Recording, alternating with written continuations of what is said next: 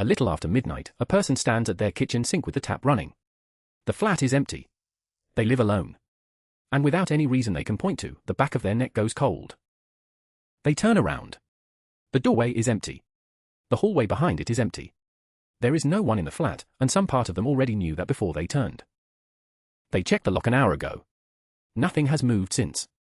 There is nothing to find, and they turned anyway, the way we all turn, toward something that was not there. And there is a smaller thing, underneath the turning, that they do not notice at all. For a while now they have been standing a little straighter than a person truly alone has any need to stand. They catch their own dark shape in the black window over the sink, and for half a second something in them flinches, as though met. Then it settles. It is only the glass. Nobody is watching.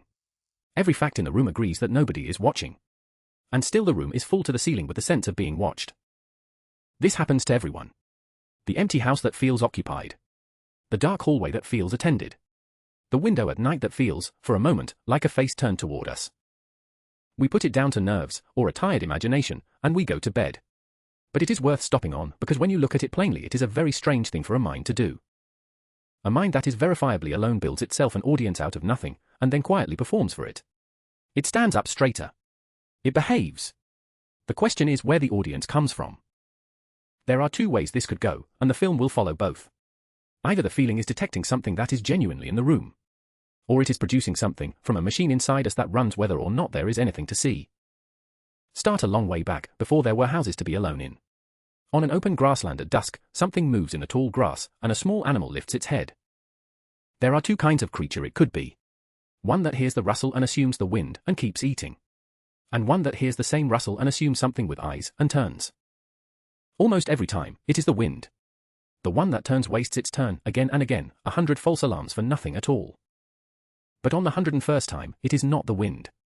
And the creature that assumed the wind that time leaves no descendants. The two mistakes do not cost the same, and evolution keeps a careful account. So the detector was tuned to fire on almost nothing. A cognitive scientist named Justin Barrett gave the thing a name, the hyperactive agency detection device. Built to see a watcher in a shadow rather than miss one in the grass. We are the children of the ones who turned. Every one of our ancestors, without exception, was jumpy enough to survive. The false alarm is not a fault in us. It is the setting we were selected for. Which means an empty room at night is precisely the situation this detector was built for. Low light, no way to confirm, and a cost to being wrong. It does exactly what it was made to do. It votes yes. In 1898, a psychologist named Edward Titchener grew tired of students who swore they could feel a stare land on the back of the neck. He brought the claim into the laboratory to test it. No one could do it. Nobody could tell, better than chance, when unseen eyes were on them. But he saw why the belief survived. The moment you turn, you catch the person nearby glancing over, and the turning feels like proof. The feeling is real. The watcher is not. Because the thing the detector is truly hunting for is not a whole person. It is a much smaller and much sharper signal. It is eyes. We are unusual among animals for the wide band of white around the iris, which makes the direction of a human gaze readable clear across a room. We evolved eyes that broadcast exactly where we are looking. So we are exquisitely tuned to being looked at. In a crowd, a face turned straight at us is found faster than all the faces turned away. A direct gaze reaches across a room and taps us before we know why we looked up. And the tuning is so eager that it fires on things which are not eyes at all. Two small marks, and a line beneath them, and a face assembles itself in front of us, unbidden and impossible to fully switch off. A power socket on a skirting board. The front of a parked car. A knot in a plank of wood.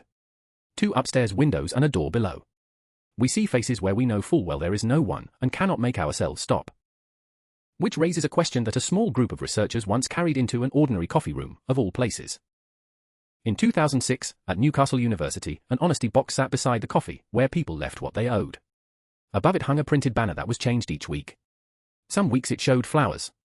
Some weeks it showed a pair of eyes. Nothing else was different.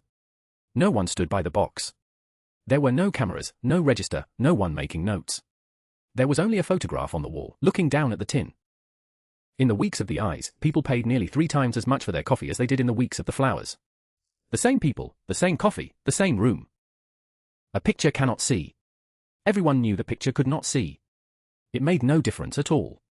The shape of a gaze was enough to summon the watcher, and the watcher quietly changed what honest people did with their coins. This is the other half of the detector. It does not need a person. It needs only the sign of eyes, and it will accept a very poor forgery, including a dark window that throws our own reflection back at us across a kitchen at midnight. So far the watcher has always been outside us. In the grass, on the banner, behind the glass. Now watch it move in. Take a smaller, daily version of feeling watched.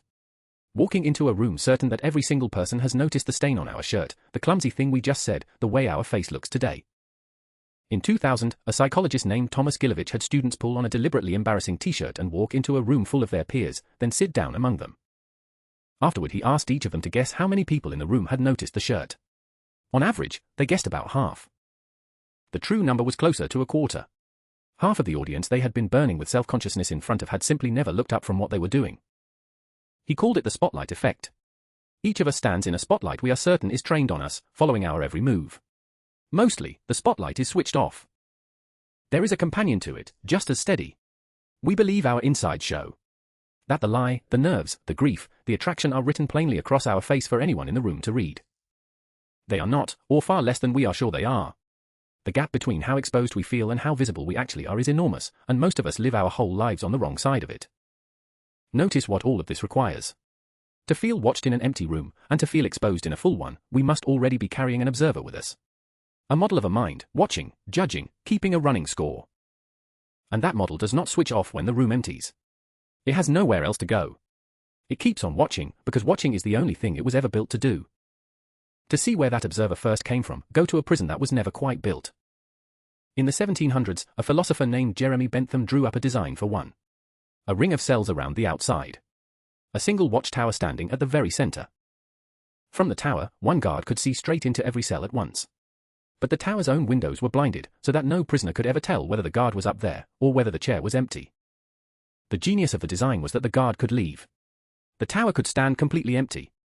And the cells would go on behaving, because a prisoner who can never check must assume the eye is always open. 2 centuries later, a philosopher named Michel Foucault looked at that empty tower and saw what it was really a picture of. Not a prison. Us. The watched person, he wrote, takes up the watching himself. He becomes the guard in his own tower. He runs the surveillance on his own conduct, and the chair in the tower no longer needs anyone in it at all. And this is not something done to us late, by prisons and cameras. It is done early, and gently, by love.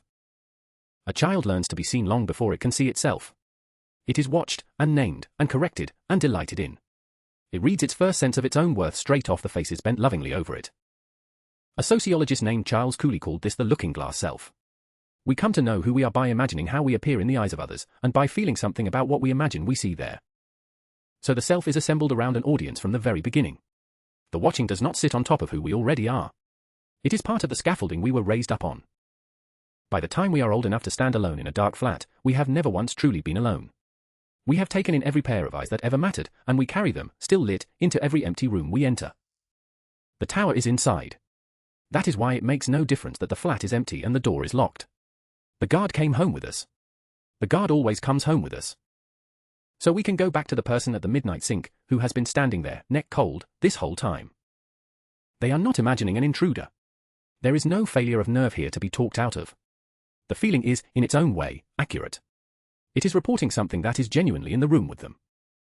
What is in the room is them. Or rather, everyone they have ever been seen by, folded down into one sensation and pressed lightly against the back of the neck. The detector that fires in the grass, the machinery that hunts for eyes, the spotlight, the guard in the empty tower. They were never separate systems. They are one long apparatus, and its whole purpose was to keep us fit to live among other people. To feel watched is the price of being able to be trusted. Of being able to feel shame, to imagine another person's view of us, to soften our behavior because someone might see. You cannot have the second thing without carrying the first.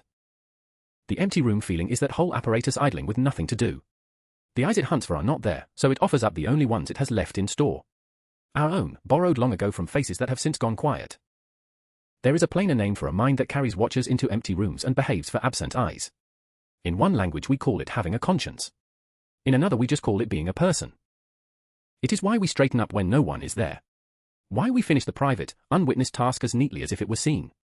Why a dark window can feel, for half a second, like a face that already knows us. None of this makes the cold prickle stop. Knowing the guard is only a memory does not empty the tower. The tower, it turns out, was never the thing that needed emptying. And there is something in the feeling we would not actually hand back if we could. A house that felt truly, finally unwashed would not be peaceful. It would mean the last of the faces had finally gone out. The watched feeling is, among other things, the proof that we were seen once. Seen enough times, deeply enough, by enough people, that we can no longer quite manage to be alone. So the person at the sink lets their shoulders down, and does not turn again, and lets the eyes stay where they are. They are not an intrusion after all. They are the residue of everyone who ever looked. Perhaps, on some nights, that is the nearest thing to company that a locked and empty flat can hold. The question the film opened with does not close. Whether the watcher could ever truly be switched off. And whether, if it could, we would be able to bear the silence it left behind. There is no instruction here. Only the recognition, arriving late and helping very little, that the eyes we feel on us in the empty room are the eyes we were made of. And somewhere, in a locked and quiet flat, under a single lamp, a person we will never see sits up a little straighter than they need to. Watched by no one. And by everyone they have ever known.